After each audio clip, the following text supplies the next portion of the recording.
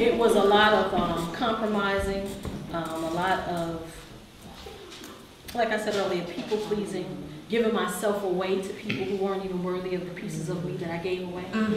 So now I'm running around trying to collect pieces of myself to rebuild myself. Yes. So.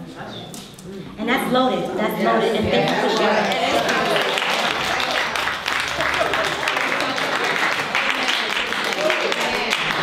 We're done. Miss Paulette.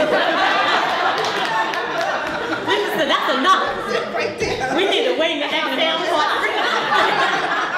Can we take a break? When that happens, Miss Paulette, what are, because Paulette, you actually facilitate speed dating and networking events as well, Yes, correct? I do. Okay, Yes. Beyond Beautiful. Yes.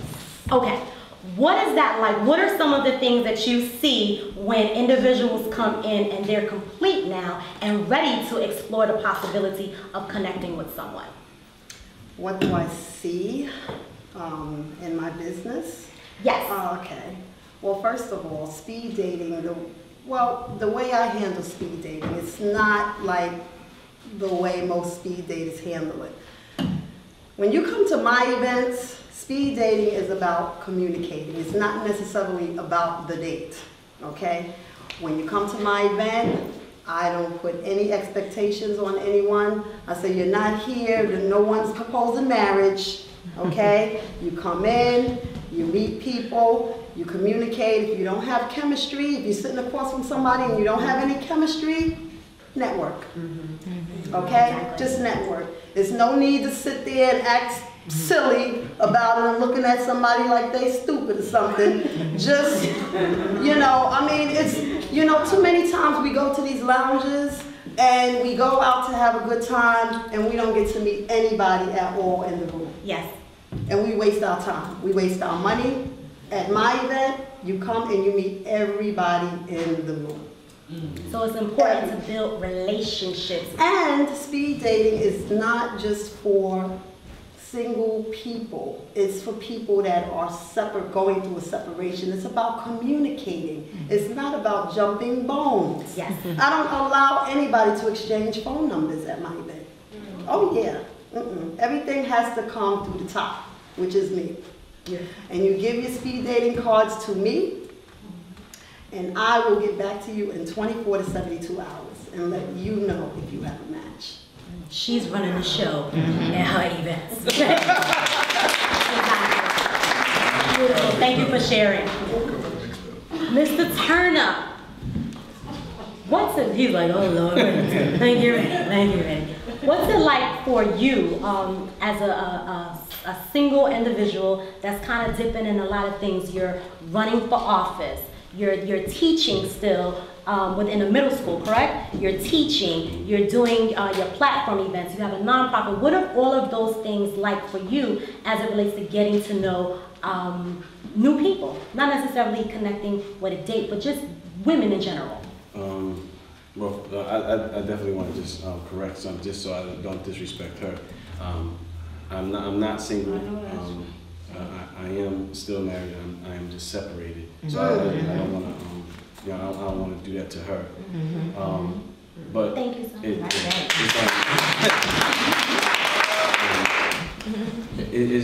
It's difficult, you know. Again, that situation and being a dad, having 3 sons, and you have, you know, you have dreams. Yes. And sometimes you may have had to put a lot of those things on the back burner. Like the brother here, you know, I too, you know, I grew up in Brooklyn, New York, Brownsville, and my dad left, you know, before I was born. I was raised by my sister's father, and he was a drug addict. So I watched a strong woman raise me, and I think it's very difficult doing what I do, because when you come from the type of environment that I come from, you want out, you know. So yes. I did the school thing. You know, I have my undergraduate degree, I have a master's, and working on a second master's. So it's, you know, all of those things, you know, they don't define who I am, but it's extremely difficult to balance things out when you have wants and needs. Yes. So, you know, I think I've done it all. Like I always tell somebody, if I was to close my eyes today or tomorrow, I've done a lot, I've seen a lot, and I've accomplished a lot. And that was the one thing that I never gave myself credit for. You know, I'm a very humble person. So, you know, it was very hard for me to even talk about, you know, my accomplishments because, you know, everybody else was talking about them. So I used to always just say to myself, like, who are they talking about? You know, but you know, now I think you know, I feel good about, you know, taking in those type of things. So yeah, it's extremely hard though, you know, balancing life with, you know, these other things. Yes. Because that's what people, unfortunately, that's what people, you know, judge you on, you know, and they define you by. So. Yes. Yes. Thank you. Jay, what is it like for you? Are you actively dating right now? No, I'm not actively dating. I'm single. I like to bury myself into my work. Yes. I prefer to date myself. Like they said, the word Beautiful. honesty. If you know you're not ready to be in a relationship, why do it? Yes. You know, I want to respect somebody else's time. I respect mine. You know, so if I know I'm not ready, and it's not a mental or physical thing, but you know what? There's a lot of space you have to give up in your life to bring somebody in. It's just, you know, so I'm 36, and I spent a lot of those years chasing women. You know what I mean? So and I see what it's got me. That's not a negative thing, but sometimes you have to chase other things. You know what I mean? Which is your dreams, which is stuff that can help people around you. You know, in my 36 years, I've traveled with Jodeci, I've traveled with Intro. Did a lot of things, but I didn't have the family home, so I was able to run wild and loose. Yes. So if you can get out of some of those lifestyles, never using drugs and disease-free, why go back and just do things different? You know, so when I'm ready, then you know, I'll So in your unity with yourself, what would you say your core value would be? it's God. Everything is God. You know? Thank you, thank you. So we just had some amazing discussion. If you were to give me one word of what do you meant, whether you're single, married, separated, fully divorced, if you're doing you, what does that mean to be connected to you? What would it mean to you for that? Doing me means respect for the way I want to live my life. Thank you. Alicia? Balance. Balance. Tanya? Personal integrity. Personal integrity. Spirituality. Spirituality. I would say honesty. Honesty. And Mr. Cash? I would say somewhere along the lines of honesty, but I'll say transparency. Transparency. I thank you all for your transparency for this segment. It's been amazing. Stay tuned, family. We'll be back for DU's Conversation Series 10. We'll be, in this segment, we'll be discussing a little bit of everything. We have some amazing people on the panel before us, and I'll introduce you guys, and then we'll just jump right into some elements of individuality and exclusivity, so to speak, because we have a couple on the panel joining us as well. So I'll introduce my panelists to you now. We have Miss Candy Sparks, founder of Sparks Fly. Thank you, Candy, for being with us today. Thank you! She's something. I love her. She's a real firecracker. We're going to have a good time today, fam. We also have Mr. Rich Harrigan. Welcome, Rich. Rich is the head coach for the New York Sharks Women's Pro Football Team. Did I say it right? There you go. Shout out to my sisters doing big things on the field. Thank you very much. And we have your lovely lady joining us today, Miss Dawn Howard. We're gonna keep that in because I was about to say Cree Summer. Oh. She reminds me so much. Right. Doesn't she look like Freddie? Just like Freddie.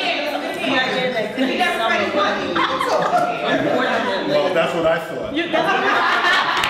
I'm happier. I'm much happier. Been bamboozled at first, like, Freddie can't touch this. Welcome, Miss Dawn Howard, to the panel. Thank you. And we also have have joining us Dr. Elisa of the PD Consulting and Clinical Services. Thank you very much for joining us. And Mr. Ash Cash. It's always a pleasure. Thank you, sir, for being at the table for the conversation. Thank you, appreciate it. All right. So we discussed a lot in prior segments as it relates to the zone, the art of singleness. We discussed individuality. We had some transparency discussions.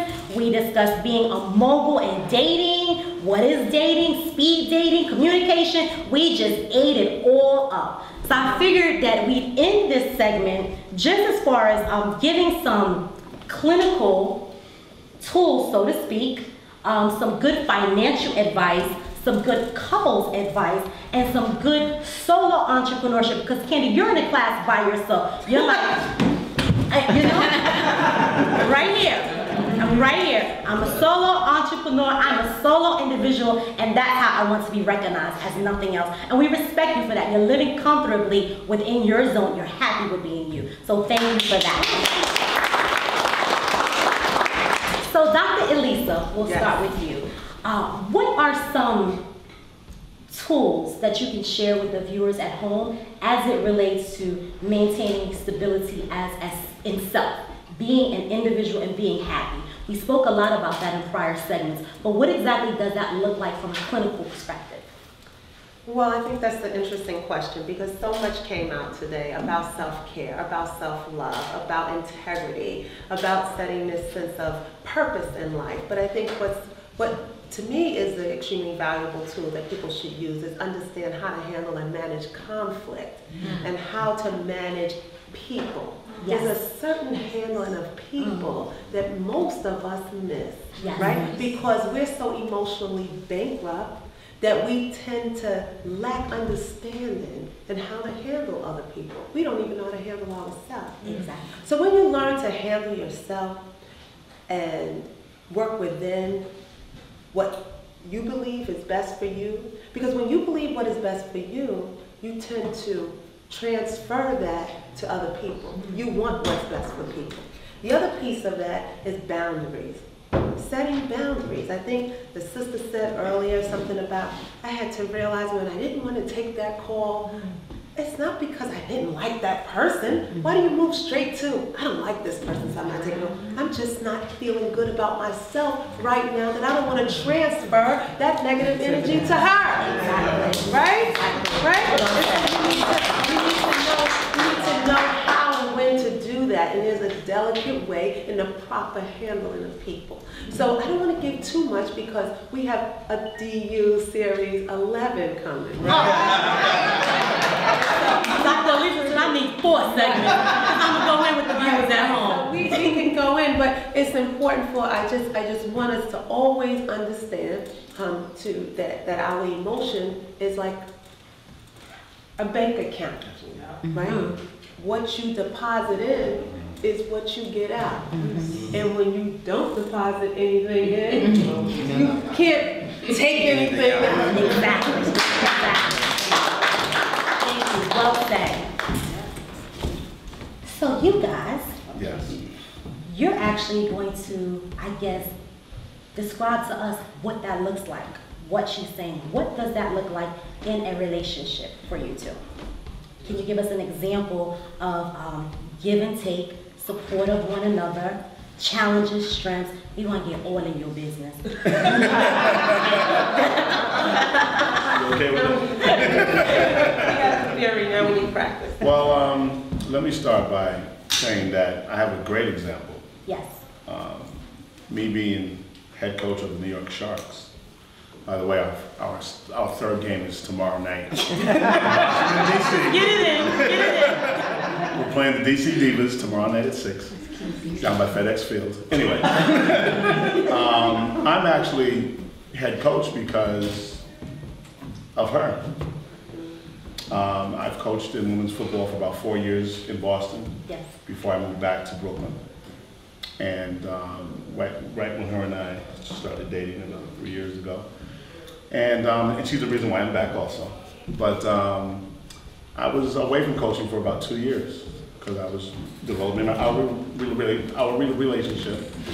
And, you know, trying to get my roots back here in Brooklyn and stuff. And she was like, listen, you need to get back into what you do, you know? And that's was the genesis of me getting back into it. And I just made a phone call to the New York Sharks, and they were looking for a coach, and it just fell into my lap. And she's been right there. She comes to the game, she's involved. She does all the stuff behind the scenes and in front of the scenes to make sure that her boo, as we were told when we got together, is able to maintain the things that I enjoy, and that's coach football. And I owe that to her. Beautiful. He loves his boo. He loves his boo.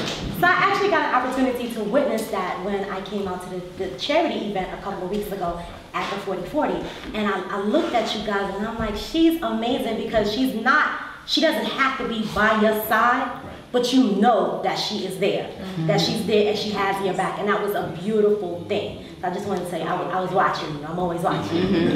What is that like? What is that like being supportive? It's simple because he's very supportive of me. I am not the easiest person to get along with. I like things very clean and everything in its place. And, you know, he's a man and sometimes, you know, they just don't get it right. It's not their fault. He tries really hard and I always have to remember, well, he always supports me in every other way. Everything I want to do, you know, whether it's work, school, my children, the blending of our families, helping me to deal with, you know, whatever issue comes up. Yes. You know, we are kind of in the second phase of our life. All of our children are adults. I'm about to be a grandmother this year. And, you know, we've been in other relationships that didn't work out for whatever reason. And I think when we met each other again, because we went to high school together, we didn't see each other for about 27 years. That's a long, it's a long time. time. And we weren't friends or anything. Yeah, we were just acquaintances. we weren't even friends. And we spent a lot of time talking to each other, because when you get to be 45, you know what you don't want. But sometimes it's hard to really articulate it and get it, and even get it for yourself. So Definitely. the distance was good. We got a lot to talk about. You know, And you rekindled. Yeah. Well, it was, I would say basically, in light of in lieu of what she was saying about being yourself and being happy with yourself and be for you, that helped us a lot. But the one thing that really helped is that we have a lot of similarities, you know. So even when I'm not checking myself, when I see her dealing with issues, it's like a mirror. It's like I'm looking at a mirror. Yes. Okay, so the reflection reminds me of what I'm actually dealing with or what I dealt with. And then when she makes excellent choices, because she makes excellent choices compared to I, when it comes to like solving problems immediately. It takes me a little longer. I like to talk about it a long time. She's just like, cut it. Yeah, right. Let's get it. Right, Let's get it. So that helps me. And so when that helps me, then I flow back to her because I'm feeding off of her. And, Thank you for sharing. so. Thank you. Yes, Miss Candy's amazing. Isn't she beautiful? She's beautiful. She's just, you can't help but be excited when you're around her. She's just bubbly. I love her. Being a social entrepreneur, so to speak, what is that like for you? Because you mentioned before in our conversations prior to the event that you're married to your business, you're tied to your business, you're happy where you're at right now. You don't need anyone, you're a one-woman show. What is that like? I am so excited and I'm so blessed, and absolutely everything that everybody has said in this conversation absolutely resonates with me, whether it's from a couple perspective, a separated perspective, a blissfully wedded perspective, all of it, because those are actually conversations that I have with myself. Yes. So I feel as if I only meet myself anyway, because whatever I'm bringing to the table, that energy that Shauna Marie talked about, whatever energy I'm putting out, I'm actually getting back. So it might look like I'm talking to you, but I'm kind of sort of talking to me. Right? So I mean, if that's why I'm excited because actually it was another person actually there in my conversation. Like, so, and I wouldn't say that I don't need anybody, because we all need other people. You know, whether it's your customer, whether it's a friendship, whether it's a therapist, a doctor, somebody to interview you in an Oprah-ish style. But I'm a lot more clear on what my boundaries are, on what my needs are, on what my goals are, where my integrity is and where it isn't. Yes. You know, and so the people that I need, I bring into my conversation that I'm having with myself and in my business, whether it's, you know, the coach and friends and stuff like this. So I mean, it's all really, really, really good. And I'm really happy and I'm excited. So thank you. Thank you. So what we're gonna do now, we also have, you know, Ash Cash. Ash is returning. Ash has been in a couple of other segments if you've been following us at home, family. So Ash, we're gonna actually ask you to give us some practical tools, some structure that one should have when it's single or in a relationship. For example, people say that you have to have your A account, your B account, your C account when you're married. What do you think it should look like as a financial expert for someone that's single or married? I think first and foremost, you know, single or married, you want to make sure that you do have different accounts set up. So when you say your A account, your B account, your C account, you know, there has to be the emergency fund. There has to be that fund that you have at least 6 to 8 months of expenses in an account, right? And then you should have a bill account. You should have a spending account. And the reason why you do that is so that you can separate the two and know what money you should spend, what money needs to be for bills, and what money is going to be for your emergency fund. I believe in, you know, whether you're single or whether you're married, you do need to have your own financial space. I think that one of the biggest mistakes that couples do is that they automatically feel like because we're married, everything is we're supposed to be inclusive in everything. And I think that there needs to be inclusive. You know, it should have that unity, but you still are individual, right? So you come whole as an individual. You know, your partner comes whole as an individual, and together you make two wholes, not half and half, and now you're one. So you still need that sense of individuality, because what happens is that if you don't keep that, if you don't have that money that you could spend and don't have to speak to your significant other about, what's going to happen is that you're going to do things behind their back, and that's where there's a disconnect in the trust. So whether you're single, whether you're in a relationship, you have to maintain who you are, right? So the person you were before you got into that relationship, you should not lose that because you're in a relationship. You should actually make that person stronger, because with the complement of your significant other, it's making you a stronger person. So definitely.